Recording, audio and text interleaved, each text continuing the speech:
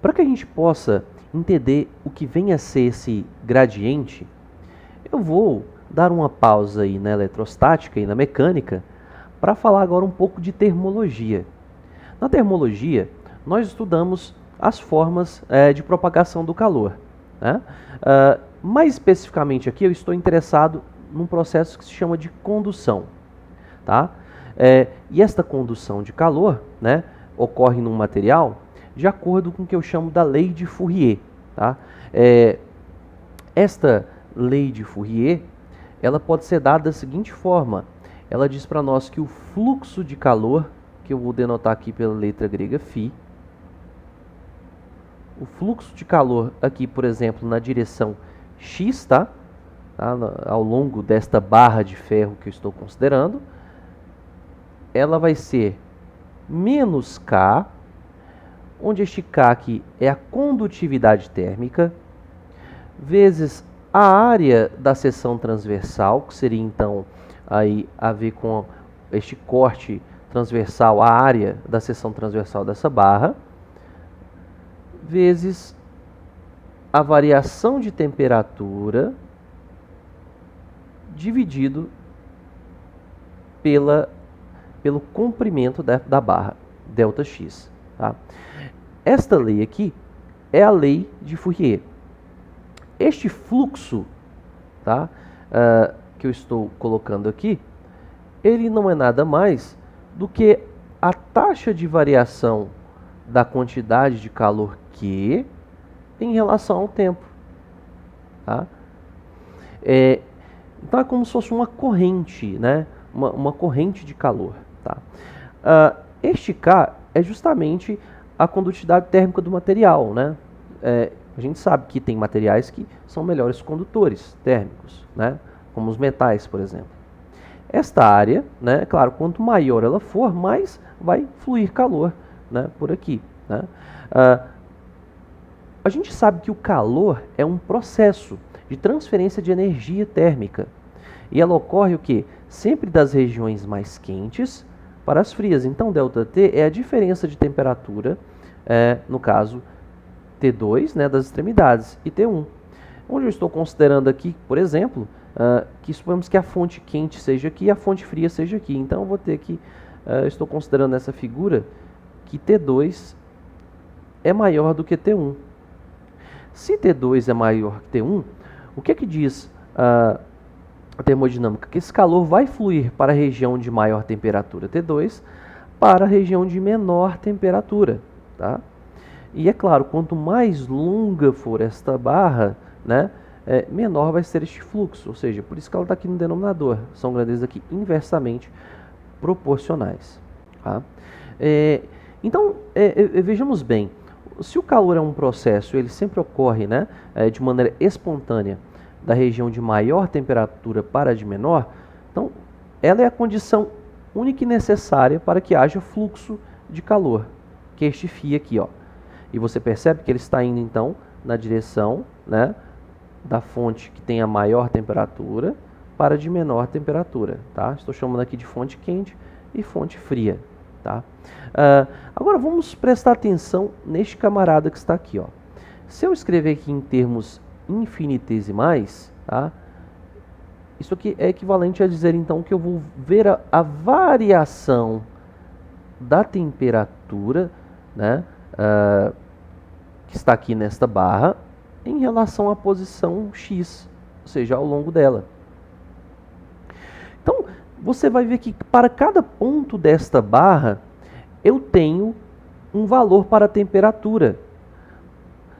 Esta família de valores para a temperatura, a gente já viu, a gente pode associar isso a um campo. Como a temperatura é um escalar, eu tenho aqui então o conjunto de valores assumidos pela temperatura ao longo desta barra, é o que eu chamo então, né, de um campo escalar de temperaturas. Tudo bem? E que para cada ponto x aqui, ó, ao longo, né, dessa dimensão que eu estou analisando aqui em uma dimensão, né, eu vou ter uma função, né, de x. Né? Ou seja, a temperatura ela é uma função da posição x. né, aqui na horizontal.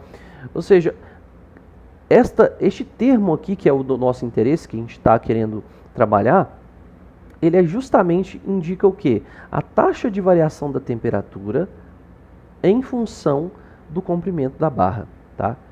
Então, esta análise aqui, tá, passa pelo fato de que a temperatura depende de x, certo? E que ele forma aí um campo de temperaturas. Vou colocar aqui uma figura que vai ser familiar, porque nós já discutimos um pouco sobre campos. Então, este campo de temperaturas, este campo escalar, pode ser representado, tá, por esta figura aqui, ó. Aqui, então, nós temos a região onde a temperatura é maior, mais vermelha, e aqui, esta região azul, onde a temperatura é menor. Então, você vê este conjunto contínuo de valores de t em função de x, eu vou ter, então, esse espectro contínuo de valores, formando, então, um campo de temperaturas. Então, vamos ver o que nós podemos fazer com este exemplo aqui. Para tanto, vamos pensar numa situação hipotética, que eu tenho aqui uma formiga se movendo aqui ao longo dessa barra. A tendência, é claro, que a formiga vai querer se afastar da região mais quente, né, onde está a temperatura T2. Ele vai tentar seguir o fluxo de calor, né? Ou seja, porque o calor ele vai estar fluindo da região de maior temperatura para a de menor temperatura de maneira espontânea. E é assim que a formiga vai tender a fazer, para que ela não se queime. Tudo bem? Então, o que eu quero estudar é como varia ou seja, um incremento na temperatura em relação ao deslocamento dx da formiga. Então, vai ficar o seguinte, eu posso escrever isso da seguinte forma. Este incremento de temperatura dt será igual a um dt dx vezes um dx, certo? Bem, isso aqui é uma grandeza escalar, tá? Então, eu poderia escrever isso atribuindo aqui a uma direção. E aí que mora o segredo, ó. Eu posso escrever isso aqui, ó, por exemplo, já que tudo isso aqui, essas entidades aqui estão na horizontal, eu poderia escrever sem alterar aqui, ó, da seguinte forma, ó. Posso escrever isso como dt dx na direção x, escalar o meu dx na direção x. De modo que, se eu fizer o produto escalar desses dois versores, né, x com x, x escalar x chapéu, né, vai dar o quê? Vai dar 1, né? E aqui eu entro com um primeiro conceito muito interessante, que é o dessa grandeza que eu vou circular aqui, ó. Isso aqui eu vou dizer que é uma derivada, claro, como vocês sabem, mas é uma derivada que está numa determinada direção, que eu disse aqui x. Então, eu vou chamar de uma derivada direcional.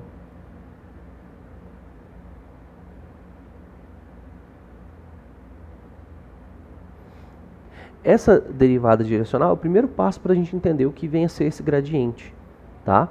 Ou seja, vai ser aí uma taxa de variação numa determinada direção, a princípio, tá? E esse trecho aqui, né, esse outro termo, ele indica, então, a direção e sentido do deslocamento da formiga, né? Deslocamento. Então, essa aqui é uma ideia muito primitiva, então, do que vem a ser o gradiente, tá? Vamos guardar essas informações. Agora, vamos fazer aqui uma espécie aqui de gambiarra. Não é uma trapaça não, tá? Uma gambiarrazinha. Olha só, eu vou já dar uma notação para este cara aqui, ó, essa derivada direcional. Eu vou chamar, então, essa entidade aqui, ó, d dx, essa operação aqui, ó, a derivada em x, né, na direção x, né, ou seja, ela está atuando, né, no t, na temperatura, tá, neste campo escalar. Eu posso, tá, escrever essa derivada total aqui em termos de uma derivada parcial, sem problemas, uma vez que t só depende de x, tá? Uma derivada parcial, né? Eu posso escrever assim, ó, com esse símbolo del, né? Del x na direção x. Este operador que está agindo na direção x, esse operador derivativo, tá? Eu vou chamá-lo aqui, tá? Deste símbolo, ó, nabla, que é uma derivada direcional, só que ele está agindo somente na direção x. Vou chamar assim este símbolo. Ele é um operador, então, vetorial. Tudo bem? Agora, a esse deslocamento, eu vou chamar ele, né, de simplesmente dl, não é isso? O dl vai ser o quê? Um dx na direção x, tá? Então, este dx na direção x, eu vou chamar ele genericamente de um dl. Tudo bem? Sem problema, é um vetor. Então, por fim, agora que eu fiz essas considerações, eu posso escrever agora o meu dt, tá? Como sendo, então, este operador, né, nabla, que atua na direção x somente, eu estou considerando somente a configuração na direção x, e escalar, né, de t, né, claro, aplicado no campo de temperaturas escalar t, produto escalar com o dl. Então, eu só reescrevi isso aqui, fazendo essas adaptações. Tá? E agora eu vou tentar analisar este produto escalar, que eu sei bem. Tá? Então, eu vou fazer aqui algumas suposições para que a gente possa analisar este produto escalar aqui. Então vamos lá. Para abrir este produto escalar, a gente sabe, ó, o produto escalar entre esses dois vetores aqui em questão vai ser o quê? O módulo deste operador nabla aplicado em t vezes o módulo do deslocamento dl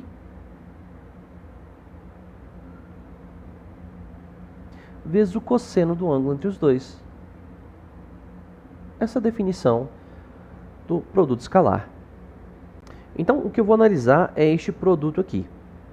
Vamos pensar então na seguinte situação. Eu vou pegar na primeira situação, tá? Em que eu vou considerar, tá, que esta formiga esteja tipo rodando em torno dessa barra, tá?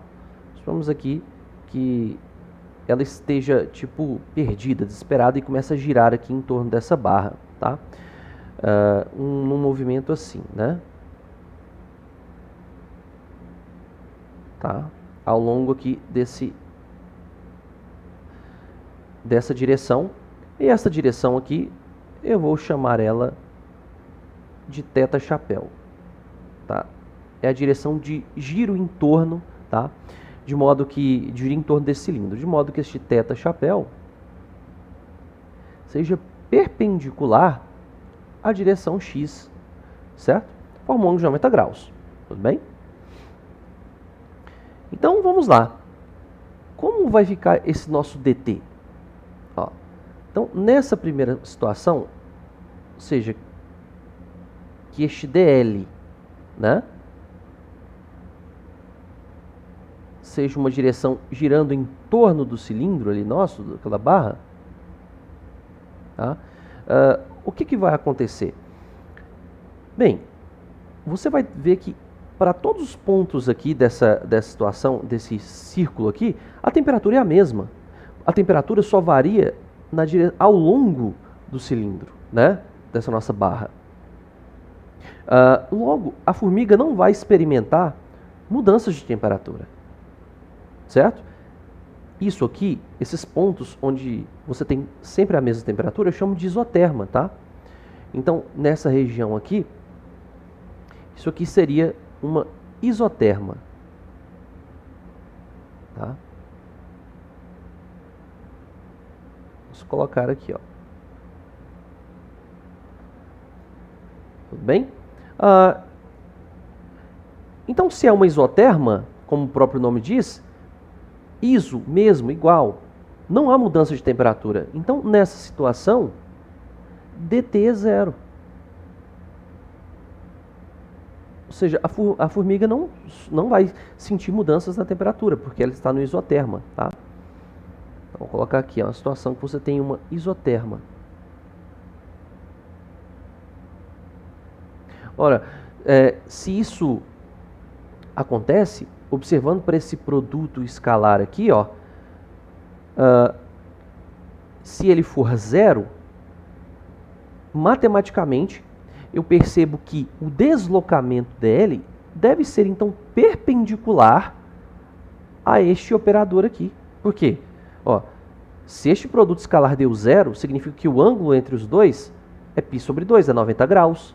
Ou seja, porque o cosseno, isso aqui vai ser, então, né, zero. Uma vez que este cara não é zero, este cara não é zero, só o cosseno pode dar zero. Então, neste caso, isso implica que o cosseno de θ é zero. E é claro, então, o θ é 90 graus.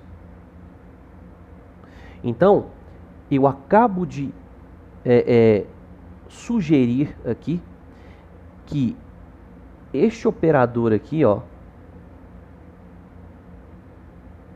agindo no campo de temperaturas, nessa situação, né, é óbvio que eu percebo que ele deve ser perpendicular, né, à isoterma, à direção das isotermas.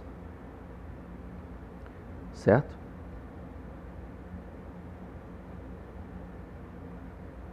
O que eu quero dizer? A direção deste cara deve ser obrigatoriamente ao longo da barra. Então, a direção de nabla x é ao longo da barra.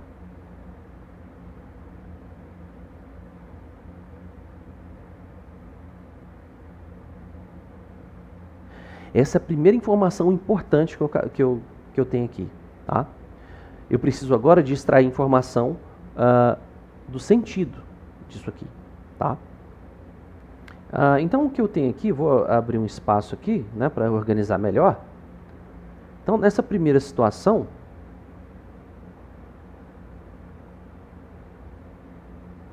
eu vou ter aqui, então, né, a formiga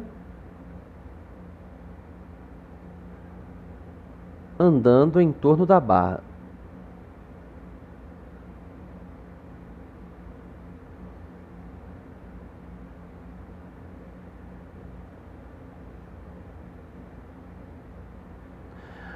Agora, na segunda situação, eu vou considerar que essa formiga agora se desloque ao longo da barra, né? Então, vou colocar aqui, ó. Formiga andando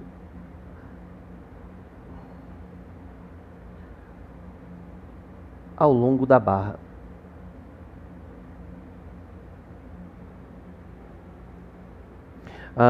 Então, nessa situação, eu vou estudar, né, este produto escalar. Bem, então organizando aqui, vou colocar isso um pouco mais para cá.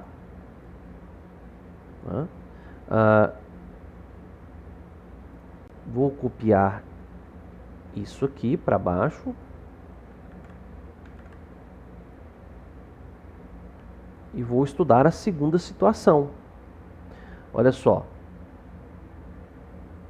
Se a formiga agora se move ao longo da barra, o que vai acontecer, né? Ela vai caminhar na direção X, certo? E aí nós temos duas situações, né, possíveis. Ora,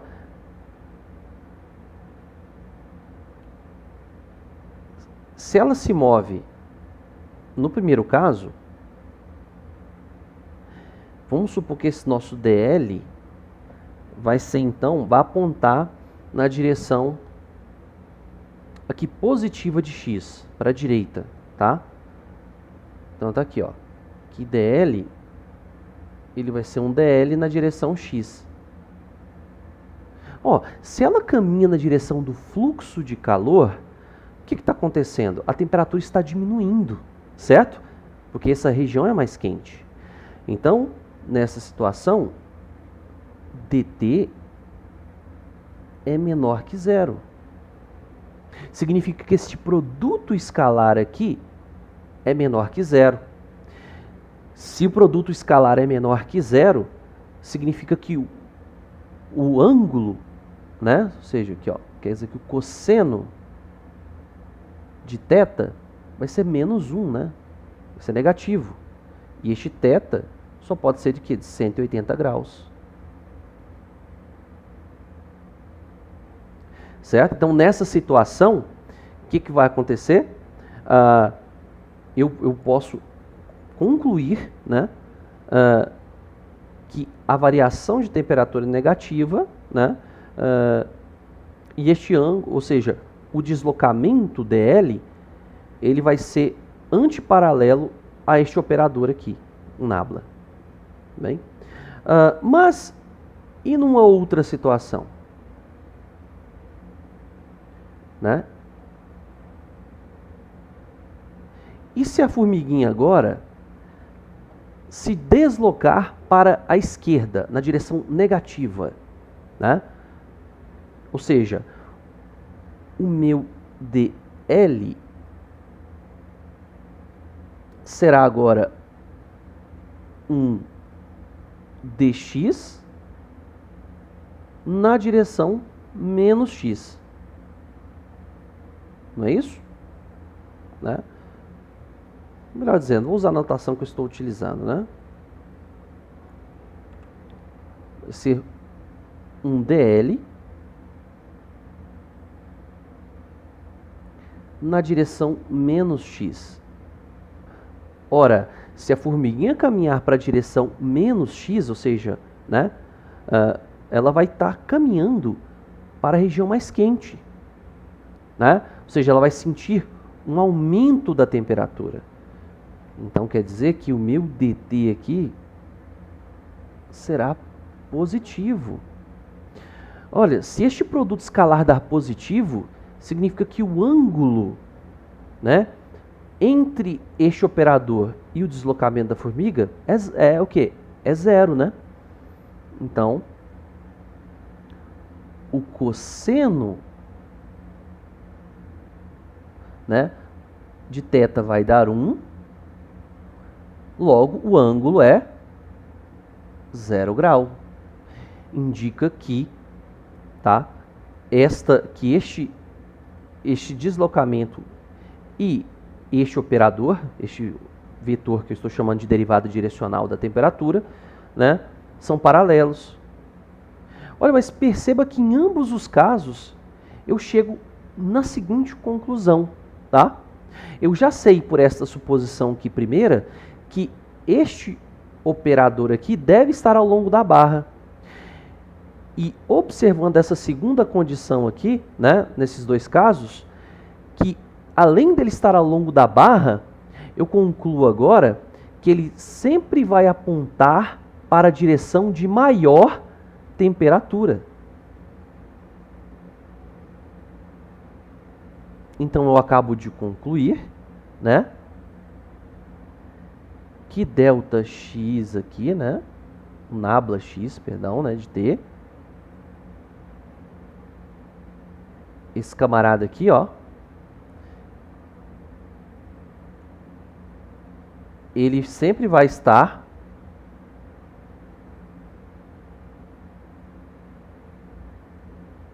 apontando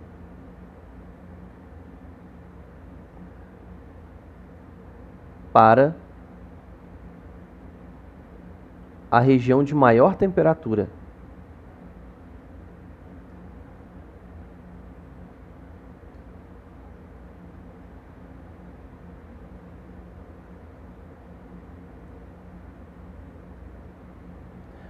Então, olha que legal, né? Então, agora eu tenho uma descrição completa desse operador, né? Dessa derivada direcional, tá? E esta derivada direcional, tá? É o que eu chamo de gradiente, tá certo? Eu então farei agora uma generalização para esse operador nas 3 dimensões. Então é claro que antes de prosseguir a gente pode entender melhor agora esta expressão aqui da lei de Fourier. Por que tem esse sinal menos aqui? É simples, né? Porque o nosso gradiente, tá? Esse operador aqui, essa derivada direcional, ele vai dar para nós a direção para a qual a variação, né, do nosso campo em relação a esse deslocamento é a maior possível, tá? Então, significa o quê? Se o fluxo de calor aponta para a região de maior temperatura para de menor, né? O nosso gradiente aqui, ó, vai apontar para a região de maior temperatura. Ou seja, eles estão em sentidos opostos, por isso que tem esse sinal negativo, tá? Então agora eu vou expandir este conceito, né, para um caso que faz mais sentido, que é em 2 e 3 dimensões, tá? Nós utilizamos aqui em uma dimensão só para você sentir o gostinho da interpretação do que vem a ser esse gradiente. Ora, aqui então, colocando agora este gradiente em 3 dimensões, que é o que faz mais sentido, então vai ficar aqui, ó. Então, em 3 dimensões,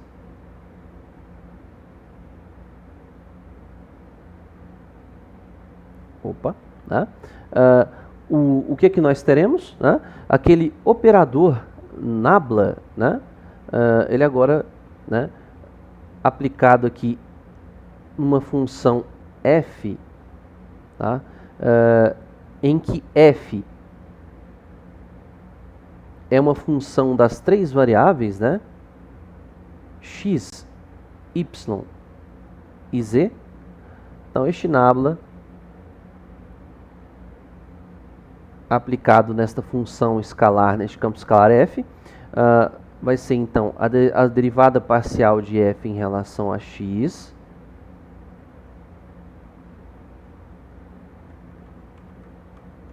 na direção x, mais a derivada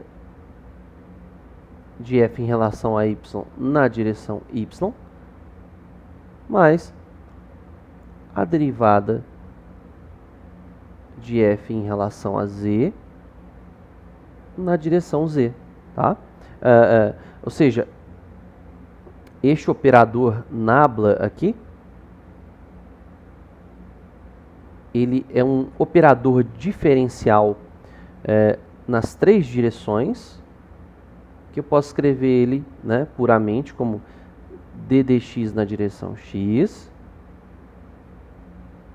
d dy na direção y, mais d dz na direção z. Ou seja, ele é um operador derivativo tridimensional, né, que ao ser aplicado numa função f, né, aqui no modo geral 3 dimensões, ele vai dar a direção para a qual esta função sofre incrementos mais rapidamente, né? Então, em resumo, tá? Eu não sei se eu consegui explicar bem isso para vocês, mas eu posso dizer aqui, ó, tá? Que o gradiente, tá? O vetor gradiente, tá? Ele vai indicar, né, a direção, né, e o sentido para a qual, né, a variação, tá, daquele campo escalar é a maior, tá certo? O interessante é que vimos também que este gradiente ele sempre vai ser perpendicular a uma superfície, né, que vai ser composta por valores constantes do valor deste f, né, que no caso da temperatura são as isotermas, e no caso que nós vamos ver aqui da eletrostática seriam aí o que eu chamo de superfícies equipotenciais, tá? Que nós vamos ver daqui a pouco. Então, uma maneira para a gente entender bem o que vem a ser esse conceito aí de derivada direcional e o próprio gradiente, que é um caso particular, é o seguinte: se você estiver descendo uma montanha, né, para todos os lados que você for olhar, né, a altura muda numa velocidade diferente, numa taxa diferente, tá? A taxa com que essa altura muda, né, em relação aí ao seu deslocamento é medido por uma derivada direcional.